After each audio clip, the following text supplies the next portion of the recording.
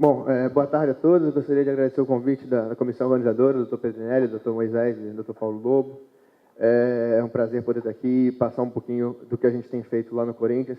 Eu tive a oportunidade de conhecer o professor Ekstrand no ano passado e a gente devagarzinho conseguiu entrar nesse estudo. E a gente quer trazer isso mais para o Brasil e cada vez mais ampliar a possibilidade de outras equipes, outros clubes, para que a gente possa ter uma estatística nossa. E eu vou tentar, nessa aula, mais do que ficar mostrando número, dado, porque isso já foi mostrado em algumas aulas, eu vou tentar mostrar um pouquinho da metodologia desses estudos científicos e da importância e do que isso pode trazer de resultado para a gente a médio e longo prazo, se a gente tiver um trabalho bem feito e bem desenhado.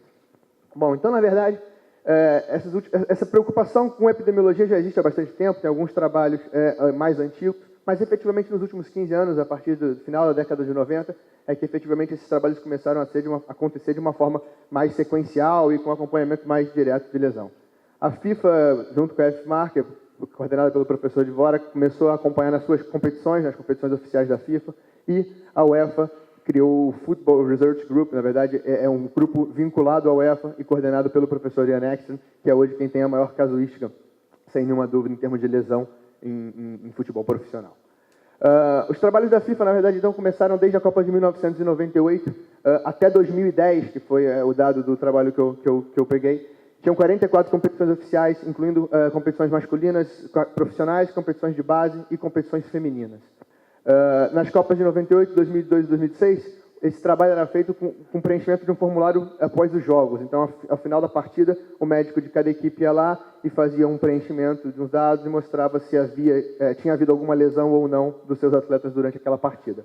Era apenas no final da partida, era feito dessa forma, até 2006 foi assim, e constavam apenas as lesões de jogo, porque era feito naquele momento.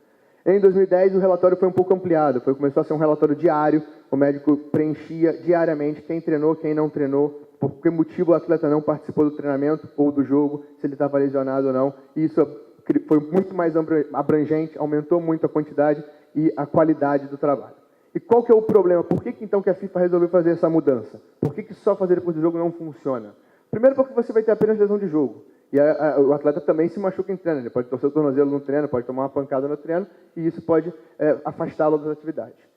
Além do mais, durante o jogo, você dificilmente vai ter uma lesão por sobrecarga. É muito pouco provável que o atleta saia de uma partida com uma lesão por sobrecarga. A lesão por sobrecarga é a lesão do dia a dia, a lesão do treino, a lesão que ele se incomoda.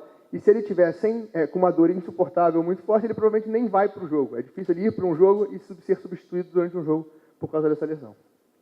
Além do mais, você preencher logo após o jogo, você vai perder a precisão do seu diagnóstico. Você vai ficar com um diagnóstico baseado exclusivamente no seu exame clínico, que muitas vezes pode não ser suficiente para você definir detalhes sobre aquela lesão. Você não vai ter exame complementar, por exemplo, para definir a extensão de uma lesão muscular, que pode ser fundamental para definir o quanto tempo esse atleta vai levar para voltar.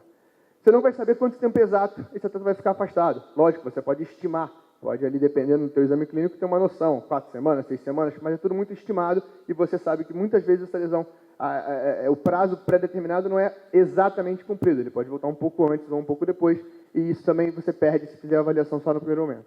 E não tem relação com o tempo de exposição. Para a gente trabalhar com o tempo de exposição, a gente precisa ter um acompanhamento do número de horas que esse atleta treinou e jogou, e isso preenchendo só após o jogo a gente também não tem. Esse é o trabalho, então, das lesões na Copa de 2010, foi publicado pela FIFA, logo após a Copa do Mundo, foram 32 seleções, 736 jogadores, 23 em cada seleção, foram identificadas 125 lesões em 64 jogos, com uma taxa de exposição, só contando as lesões de jogo, 61,1 a cada 1.000 horas de exposição. Obviamente, a grande maioria, quase 3/4 em membros inferiores.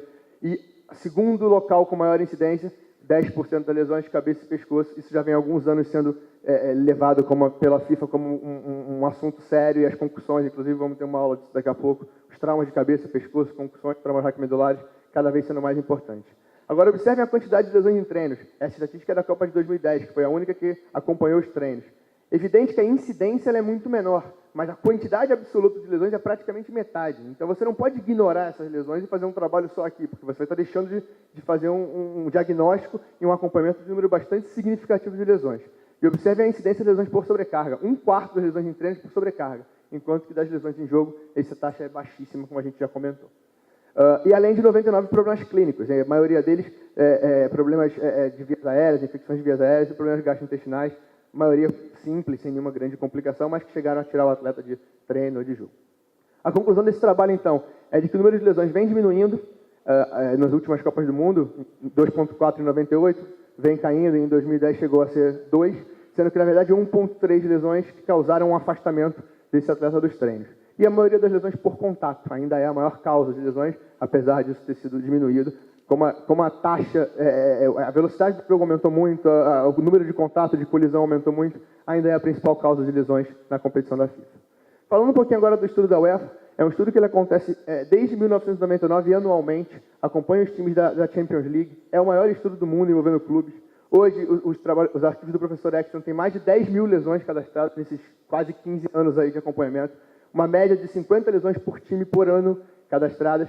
E uma pequena diferença é que o trabalho da FIFA, eles consideram qualquer queixa, qualquer problema que o atleta apresentar. E aqui no estudo do Ekstrom, ele só considera e só cadastra lesões que causem afastamento. Então o atleta precisa perder um treino ou perder um jogo para efetivamente ser considerado como uma lesão e ser cadastrado nesse banco de dados. Como o Dr. já adiantou, nesse ano de 2013 nós tivemos a felicidade e a oportunidade de poder participar de um estudo, e é o estudo que vocês podem ver.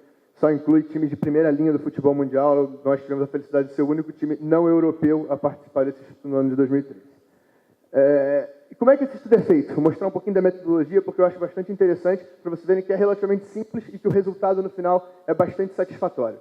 Isso é uma tabela mensal de treinamentos que a gente envia para ele mensalmente, com o nome dos atletas.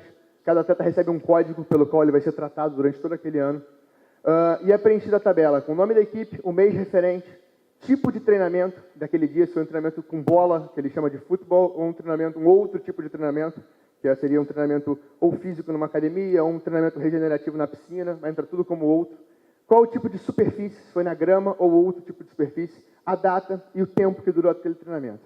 E cada número aqui corresponde aos minutos que cada atleta treinou naquele determinado dia. Os atletas em vermelho, com esse código AT, são os atletas que não treinaram devido a alguma lesão.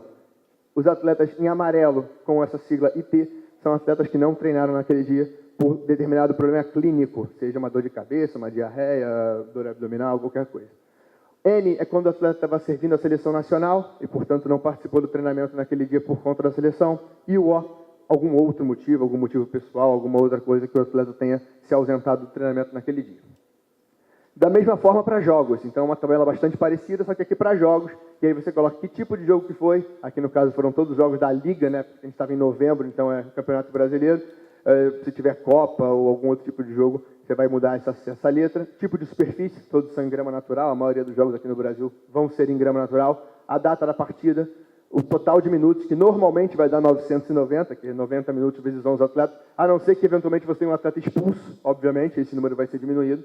E a mesma coisa, o número de minutos que cada atleta jogou, o AM significando o atleta que não foi relacionado por lesão, o IM significando que ele não foi relacionado por algum problema clínico. No caso, teria aqui o N se algum atleta estivesse na seleção nacional e o O por algum outro motivo. E aqui no outro motivo para jogos é incluída a suspensão. Se ele tomou 3 cartões e está suspenso, ele entra como outro.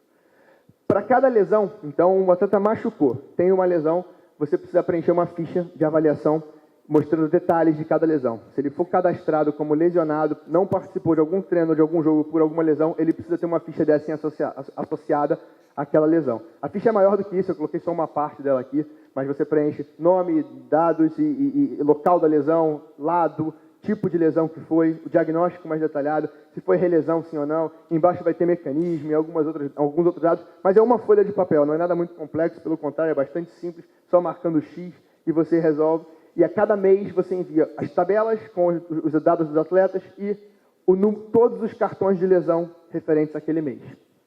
E o que você recebe em troca? Para a gente começar a entender por que é importante a gente fazer esse trabalho todo.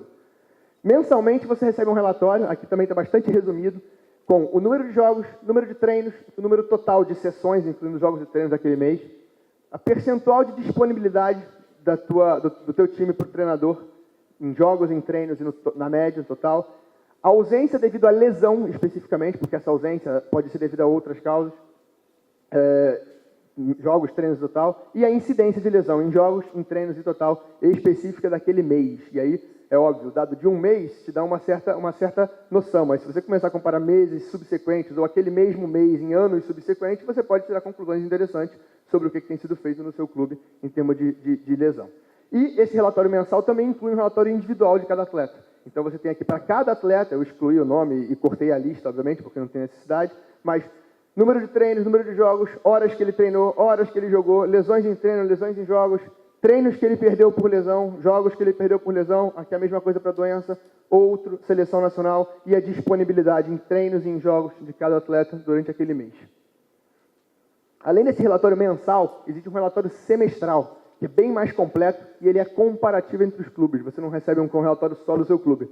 Ele é bastante complexo, cheio de tabelas e gráficos. Eu vou mostrar aqui detalhadamente algumas coisas de como ele vem, mas não dá, evidentemente, para a gente mostrar ele inteiro com detalhes. É um relatório com mais de 30 páginas, mostrando vários dados interessantes. Então, o relatório, como é que ele funciona? Essa é uma tabela, uma das tabelas do relatório, que é a tabela, por exemplo, de tipos de lesão. Então, naquele semestre, quantas fraturas, outras lesões ósseas, e assim sucessivamente, lesões musculares, lesões meniscais, ou lesões de cartilagem, lesões neurológicas, concussão. Repara que já está aqui detalhado um item só para concussão. Aí você divide em treino, jogo e total. E aqui você tem o seu time e aqui outros times. Então você, por exemplo, vê lesões musculares naquele semestre foram 7, o que correspondeu a 36% das lesões de treino, enquanto que a média dos outros times foi em 32%. Então você pode ter uma comparação com as outras equipes e saber para aquele tipo de lesão o quanto que você está a mais ou a menos. A mesma coisa nos jogos e o total para todos esses dados. Existe uma tabela igual a essa para localização da lesão e para outras tantas coisas que não dá para a gente ficar detalhando muito por causa do tempo. E gráficos. Esse gráfico, por exemplo, é um gráfico de incidência de lesão muscular em treino mais jogo, total de incidência de lesão muscular. Eu coloquei esse gráfico pelo seguinte, olha que interessante. Você recebe um gráfico com os dados de todos os times, mas sem a identificação. Porque não me interessa saber quem que é cada time, não me interessa comparar o meu departamento médico com o departamento médico de A, de B ou de C. O que me interessa é saber onde que estão os outros times, aonde que está o meu time nessa curva e aonde que está o meu time em relação à média, que é esse último gráfico. E aí você se coloca e você tem uma ideia do teu departamento, de como é que está a tua avaliação. E isso é um gráfico, como eu falei, para lesão muscular, mas tem vários gráficos para outras variáveis, e isso aí te permite chegar a diversas conclusões bastante interessantes, principalmente se o acompanhamento for feito por vários clubes e num período mais prolongado. Então, para que serve esse monte de dado, então? Por que a gente se preocupa e acha importante ter esse monte de informação? Primeiro, porque permite conhecer a incidência de todas as lesões na sua equipe e o impacto de cada uma delas. O quanto tempo cada atleta ficou afastado, e o quanto tempo esse cara demorou para voltar, e o quanto que se repercutiu na sua equipe naquele período. Segundo, a partir daí, conhecendo quais são as lesões mais frequentes e como é que cada uma delas influencia, você pode tentar identificar fatores de risco. Por que naquele mês ou naquele ano eu tive mais lesão desse tipo ou de outro tipo? Teve algum fator diferente? Foi o treino? Teve muito jogo? Teve muita viagem? Aí a gente pode ficar aqui horas tentando identificar esses fatores de risco, mas a gente só vai conseguir pensar nisso na hora que a gente tiver os dados na mão e souber o quanto de lesão você teve. E eu vou mostrar exemplos práticos disso. Então, por exemplo, a questão da identificação de fatores de risco. Esse é um trabalho publicado em 2013 pelo grupo do professor Extra, mostrando que os atletas que tiveram um período de recuperação menor do que 4 dias entre uma partida e outra, tiveram um risco de lesão muscular maior no momento que eles jogaram a segunda partida. Enquanto que, quando esse período de recuperação era maior do que 6 dias, o risco de lesão muscular era menor na partida subsequente. Isso valeu especificamente para lesões de isquiotibiais e de quadríceps, que são lesões que a gente vê frequentemente. No momento que a gente está numa discussão aí de calendário, de muito jogo, de pouco jogo, é importante, não é importante, um dado desse, na nossa realidade do nosso futebol, é de extremo valor para a gente conseguir colocar nossos argumentos e poder justificar a questão de calendário e afins. Depois que os fatores de risco então, estão identificados, por exemplo, a questão da quantidade de jogos, a gente pode, a partir daí, então, pensar em traçar estratégias de prevenção. Se eu sei o que causa a lesão, eu posso tentar tirar esse fator.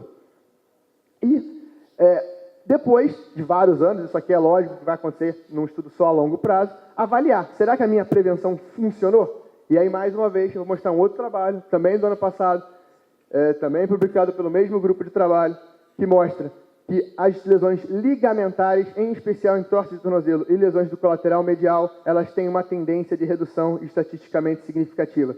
Isso devido às estratégias de prevenção que têm sido adotadas. O 11+, o exercício de core, de estabilização de tronco, a gente sabe o quanto isso é importante para uma biomecânica melhor do atleta e a diminuição de lesões ligamentares. Mas, em compensação, as lesões musculares não têm sido efetivamente prevenidas por essas estratégias. As lesões musculares nos últimos 11 anos têm se mantido mais ou menos constantes. Então, dessa forma, a gente precisa buscar outras maneiras de prevenir essa lesão muscular. E, finalmente, se a gente consegue fazer isso tudo, a gente consegue ter menos lesões, ou pelo menos lesões com menor gravidade, o que, em última instância, vai significar um melhor desempenho e melhor resultado da nossa equipe. E isso também não é chute, não é nada que eu pensei da minha cabeça, porque isso também tem um trabalho publicado mostrando que os times que têm menos lesões, eles têm estatisticamente uma melhor posição final na liga, mais pontos obtidos por jogo e uma melhor posição no ranking da UEFA no final do ano. Então, menos lesão significa melhor desempenho. Então, isso não interessa só a gente médico, isso interessa ao diretor, ao presidente, a todo mundo que trabalha no clube de futebol. Só para terminar rapidinho, eu sei que o tempo já estourou, no Brasil o que a gente tem? A CBF já há uns 4 anos vem tentando fazer um questionário, mais ou menos no modelo do que era aquele questionário da FIFA nas primeiras Copas, que é um questionário só depois do jogo, com todos aqueles problemas e todas aquelas dificuldades de só pegar as lesões de jogo, mas é alguma coisa para tentar ser feita, e com outro problema, que a taxa de resposta desse questionário foi em torno de 50%. Então, metade das lesões não chegou nem ao dado na CBF. E na Federação Paulista, nas reuniões que a gente tem tido lá, no Comitê Médico da Federação, tem se tentado criar um sistema online, um banco de dados, seguindo os mesmos princípios de estudo da Champions League, para tentar incluir novos clubes e, a partir daí, a gente começar a produzir uma estatística do futebol brasileiro. Seria mais ou menos isso o banco de dados que está acontecendo na Federação. Só para concluir, uma frase que eu ouvi do professor Ian numa palestra dele: nós precisamos saber onde nós estamos para descobrir onde a gente quer chegar. A gente hoje, em relação à estatística de lesão em futebol no Brasil, a gente não sabe exatamente onde a gente está. A gente não sabe exatamente, e aí fica difícil a gente conseguir planejar e prevenir daqui para frente. Então a gente precisa trabalhar, a gente precisa estudar, a gente está tentando de algumas formas incluir outros clubes nesses estudos para que a gente possa, a partir daí, no Brasil e toda a América do Sul, estendendo para frente, a gente tentar ter dados e poder chegar a conclusões interessantes para a gente. Muito obrigado, era isso que eu tinha para falar.